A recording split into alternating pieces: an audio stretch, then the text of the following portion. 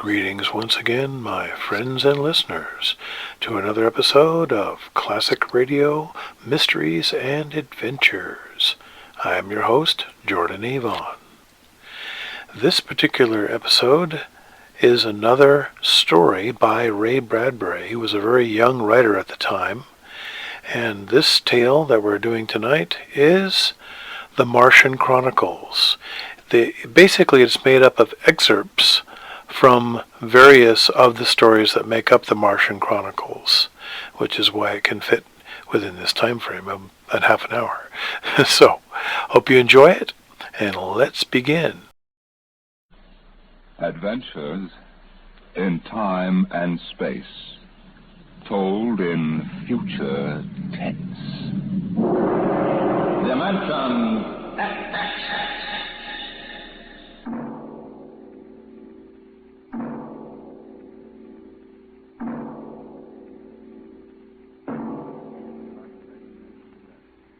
Tonight, Dimension X presents The Martian Chronicles, a dramatization of the new novel by one of our most brilliant young science fiction writers, Ray Bradbury.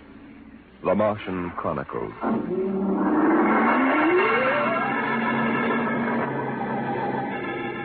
January in the year 1999. 1 minute it was Ohio winter with doors closed, the panes blind with frost, icicles fringing every roof, children skiing on snowy slopes. And then a long wave of warmth crossed the small town, a flooding sea of hot air. Bye, Mom. I'm going out. William McClellan, you come back here. You know you can't go out in winter without a cold. You want to catch your death of cold? But it isn't cold. It's warm outside. It's rocket summer. Rocket summer? You know, like Indian summer. The rocket lay on the launching field, blowing out pink clouds of fire and heat, cracking the icicles, melting the snow, making summer with every breath of its mighty exhaust. It seared the faces of the watching crowd and drove them back. And then they saw the red fire and heard the big sound as the silver rocket shot up toward Mars and left them behind on an ordinary Monday morning on the ordinary planet Earth.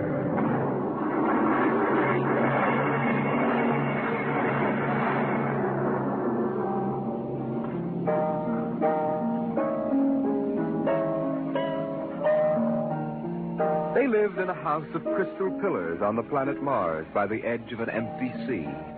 And every morning you could see Ela eating the golden fruits that grew from the crystal walls, or her husband sitting alone in his room reading from a singing metal book over which he brushed his hand as one might play a harp. Ela and her husband were not old. Once they had liked painting pictures with chemical fire, swimming in the canals when the wine trees filled them with green liquors, and talking into the dawn together. But no more. Marriage sometimes makes people old and familiar while still young, and Ela was not happy now. This morning she sat dreaming between the crystal pillars and wished that somehow a miracle might happen. And then suddenly... Oh. Ela, did you fall? No. I thought I heard you cry out. Did I? I was almost asleep and had a dream. In the daytime? You don't often do that. Strange. How very strange. I dreamed about a man. A tall man. 6 feet tall. Oh. He was dressed in a strange uniform. And he came down out of the sky in a long silver craft. Out of the sky? What nonsense. He spoke pleasantly to me in another language. But somehow I understood him with my mind. Telepathy, I suppose. Now, really, And Ela. he said, I've come from the 3rd planet in my ship. My name is Nathaniel York. Stupid name. Who ever heard of a name like that? Perhaps they have names like that on Earth. That's ridiculous, Ela. Everyone knows the 3rd planet is incapable of supporting life. There's too much oxygen in their atmosphere. I suppose.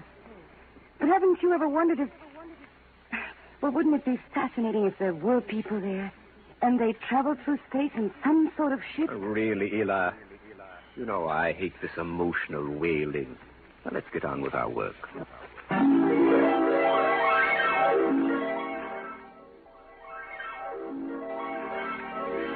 Evening came. The twin white moons of Mars were rising, and the house closed itself in like a giant flower. A wind blew among the pillars, stirring Elah's russet hair, crooning softly in her ear. And it was then that she began singing the song. Drink to me only thine eyes, and I will pledge with mine. Elah, what's that song? I don't know. What do you mean you don't know? I've never heard it before. Did you compose it? No. Yes. No, I don't know, really. I don't even know what the words are. They're in another language. It was part of the dream I had, I guess. Oh. You know, you haven't been yourself lately. It might do you good if we went away to the Blue Mountains for a week or so. What? Did you hear what I said? I'm sorry. I was watching the sky. You're certainly interested in the sky tonight. Very beautiful. Well, what about my suggestion? Shall we leave for the Blue Mountains in the morning? You mean go away now? Oh, no. No? Why not? Why don't you want to go? I don't know. I just don't want to, that's all. Olive case in the cup, and not ask for... Elah, I'm sick of that silly song. It's late. Let us sleep.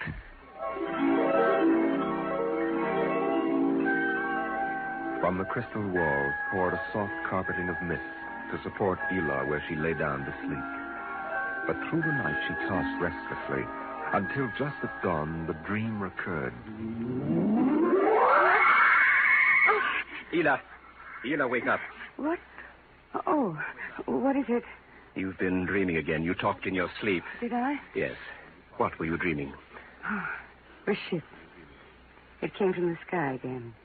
And the tall man stepped out and talked with me, telling me little jokes and laughing. What else happened? And then this Captain York... Oh, I can't. It's all so silly. Tell me.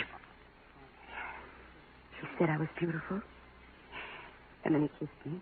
I thought so. What else? Why, Eel, you're so bad-tempered. It's only a dream. Is it?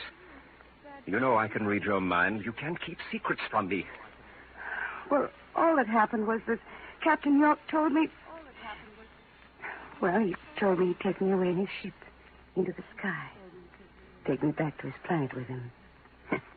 It's quite ridiculous, really. Ridiculous, is it? You should have heard yourself. Fawning on him, talking to him, singing with him all night. In your dream, he landed in Green Valley, didn't he? Please. And he told you he was coming today. Yes, but what's come over you? It's only a dream. You can't be jealous of that. No, I suppose not. Forgive me. I'm being childish. Yeah, you're sick. You've been working too hard. No, I'm all right. But perhaps you're right. Maybe I could use a little relaxation. Yes. I think I'll take the morning off and go hunting. Hunting? Yes, in Green Valley.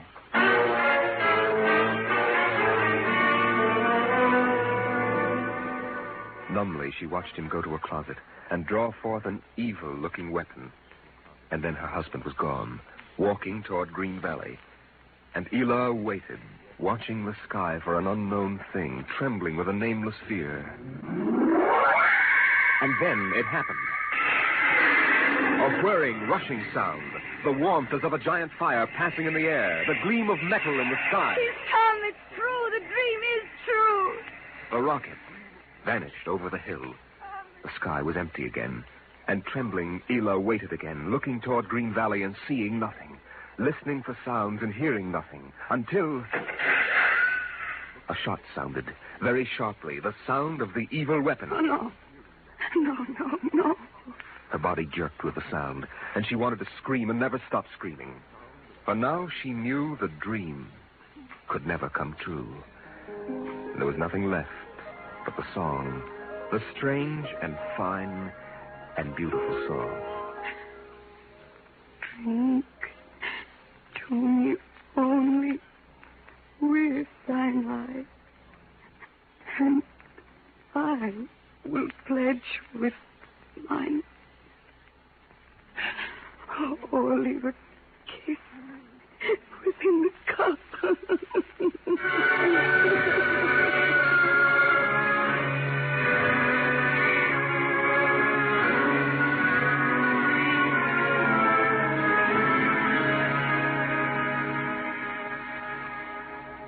But still the rockets came.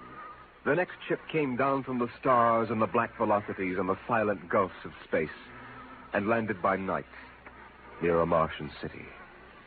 The men made their way to the outer rim of the dreaming city, and then Jeff Spender went in to reconnoiter while the others watched and waited for something to stir in the haunted city, some gray form to rise, some voice to break the unearthly stillness. Where were the people? Where were the Martians? Nothing stirred to disturb the silence until... Halt! Who goes there? Don't shoot! Hold it, Parker. Let's Spender and his party. They're coming back. Captain Wilder! Over here! Well? Captain, we've searched the city. People were living here last week. People? Martians. Where are they now? Dead. Dead. What did they die of? You won't believe it, Captain. Chickenpox. Good Lord, no. Yes. No resistance to an Earth disease, I guess. So the other rocket did get through to Mars. It looks like it, Captain. God only knows what the Martians did to them. But at least we know what they did to the Martians. You mean they're all dead? Yes. This planet is through. Hey, you hear that, guys? We're safe. Break out a bottle, Cookie. Let's have a drink to celebrate. Stop it, Parker. Put down that bottle. What's eating you, Spender? The planet's ours now. We got to christen it, don't we? I christen thee the city of... I christen... Hey, Park Hill City, huh? Park Hill, I warned you. All right, Spender, that's enough. That'll cost you a $50 fine. Cookie, McClure, take care of Park Hill. Spender, you come with me.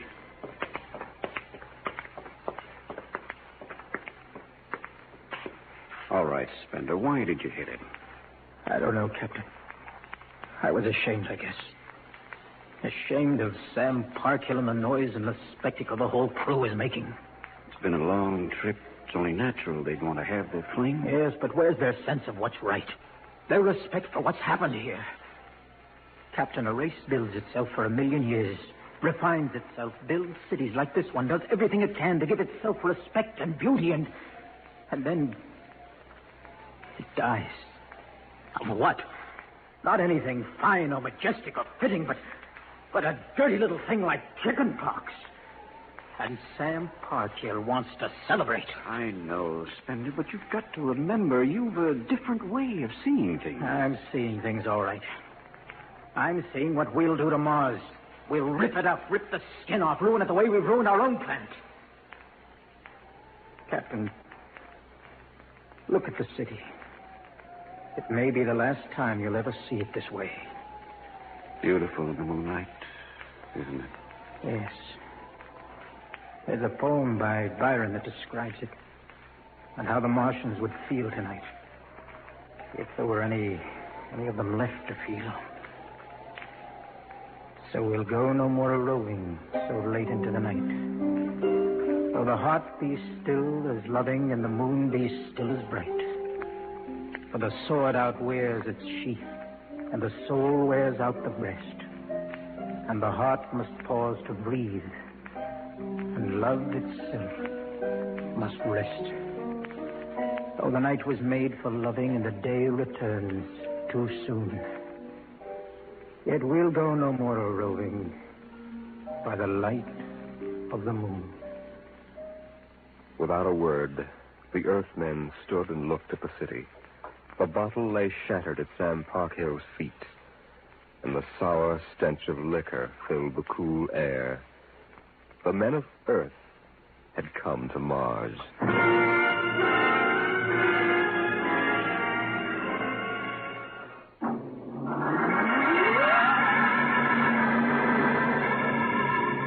The men of Earth came to Mars. They came because they were afraid or unafraid, because they were happy or unhappy, because they felt like pilgrims or did not feel like pilgrims.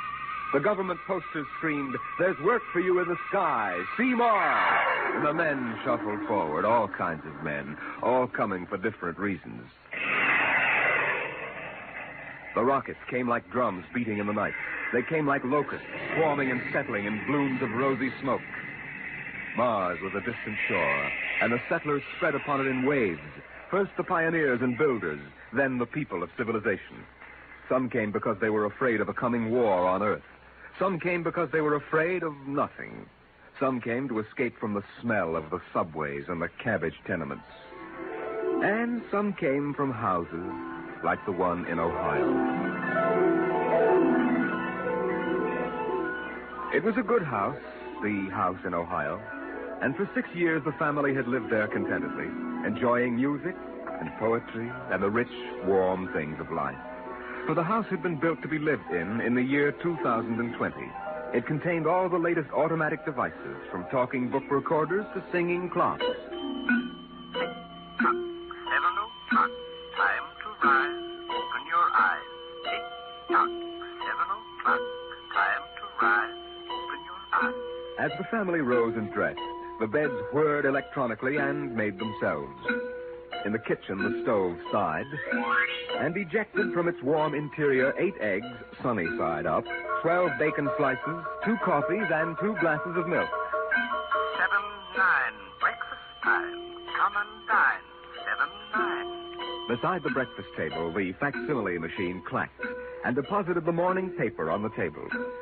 The headlines today spoke ominously of the danger of a coming war, and the man frowned as he read the news. Today is August 4th, 2026. Insurance, gas, and atom heat bills are due. And today, remember, the family has planned a picnic. Gee, Dad, are we really going? Sure, Timmy, why not? It's raining out. It's not raining where we're going, son. Now run upstairs, pack your fishing tackle. We're going on our picnic, all right. Okay, Dad. Bill, are you sure we ought to go? Yes. Have you seen the headlines this morning? Looks bad, doesn't it? Mm-hmm. The rocket's ready. All we have to do is pack and take off. I know, but... Well, flying to Mars, it seems so crazy. Well, all right, then we'll go. Should we tell the children why we're going? No, not yet. Let them enjoy the picnic. The house went on with its appointed task. 9:15, time to clean. 9:15, time to clean. Out of the molding darted hundreds of tiny mechanical mice, all rubber and metal. They sucked up the dust and dirt in the house and popped back into their burrows. In the walls, relays clicked, memory tapes glided under electric eyes, recorded voices moved under steel needles. 12 o'clock, 2 o'clock, 4 o'clock, 6 o'clock, tick-tock, 8 o'clock. Evening came. In the living room, the hearth fire bloomed out of nothing, and the phonograph spoke from beside the fireplace. Mrs. McClellan, what poem would you like to hear this evening? Mr. McClellan? Since you express no preference, I shall select at random from among your favorites. Sarah Teasdale, There Will Come Soft Rains. There will come soft rains and the smell of the ground, and swallows circling with their shimmering sound, and frogs in the pools singing at night, and wild plum trees in tremulous white. Robins will wear their feathery fire, whistling their whims on a low fence wire, and not one will know of war, not one will care at last when it is done. Not one would mind, neither bird nor tree, if mankind perished utterly. And spring herself, when she woke at dawn, would scarcely know that we were gone. The phonograph finished the poem, but there was no one there to hear, for the family had gone to Mars.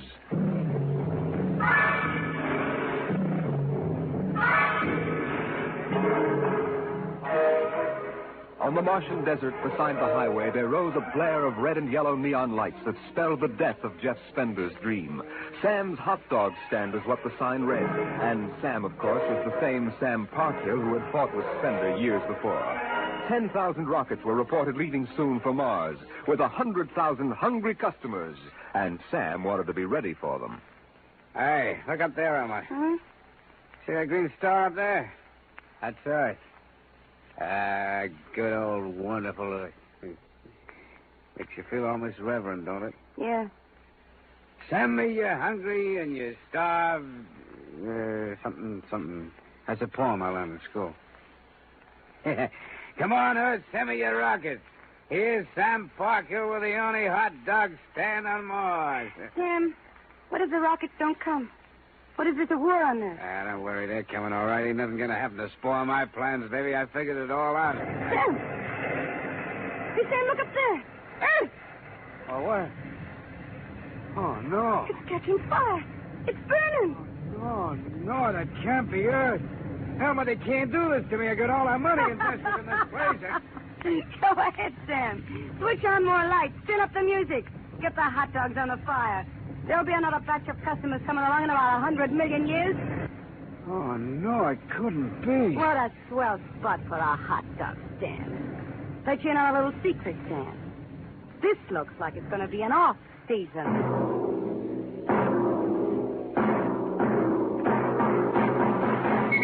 The light beam radio crackled with the news. By morning, the shelves of the luggage store were empty, and the rockets were blasting off, headed back to Earth. In a few days, everyone was gone, and the planet of Mars once more lay deserted and silent.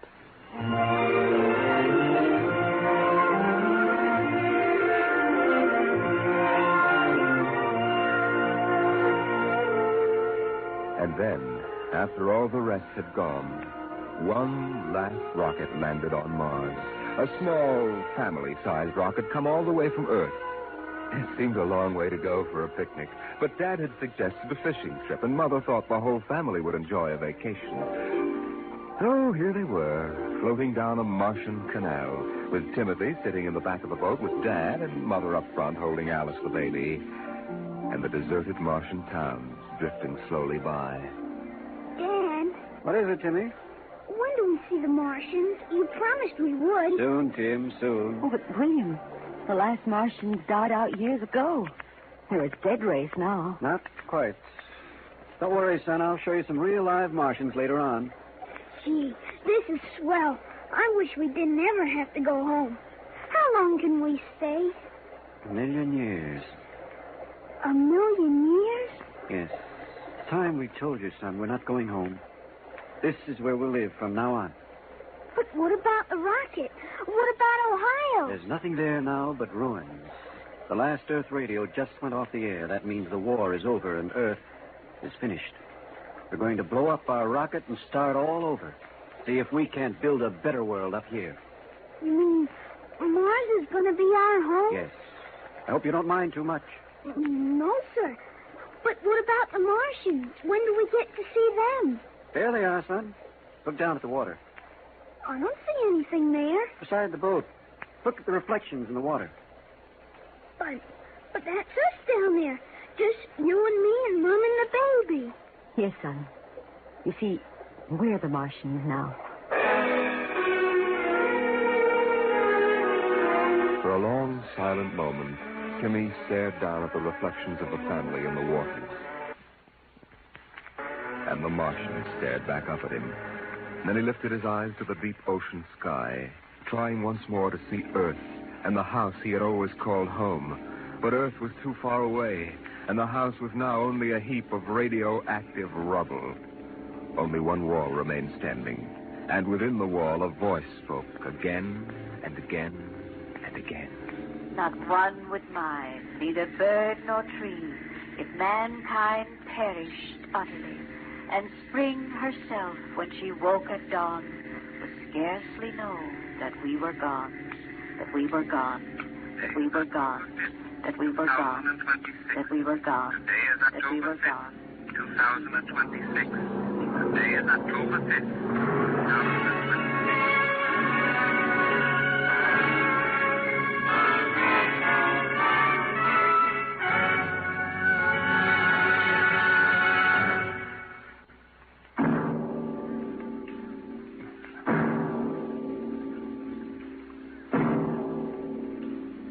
You have just heard The Martian Chronicles, a dramatization of highlights from the new novel by Ray Bradbury. Your narrator was Norman Rose, and featured in the cast were Inga Adams, Roger DeKoven, and Donald Bucher. Music by Albert Berman, engineer Bill Chambers. Dimension X is produced by Van Woodward and directed by Jack Cuny.